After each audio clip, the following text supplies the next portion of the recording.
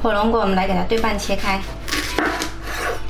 用勺子把果肉给它挖出来，然后放到榨汁机里面，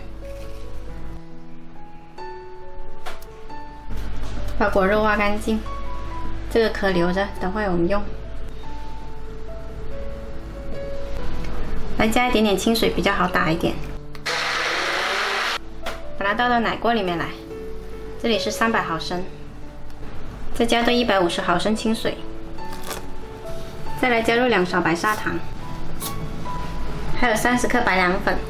这种白凉粉呢，在网上都可以买得到的。一起加到火龙果汁里面来，给它们搅均匀。调中火给它煮开，要这样子不时的搅拌一下。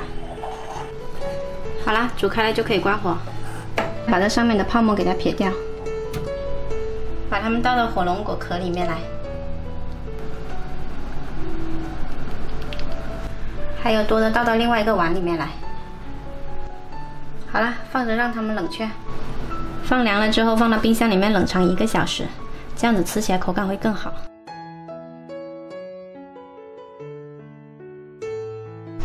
我们的火龙果果冻已经放凉啦，你看很 Q 弹。我们现在来给它切开来。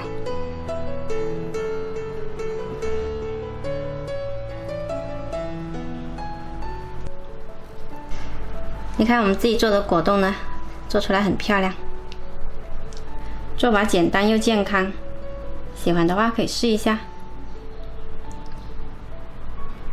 紫色的火龙果它就是有一种特殊的香味，你吃出来没有？香香的。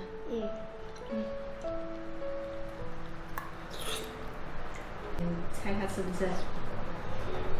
应该不会。为啥？弟弟会吃果冻啊？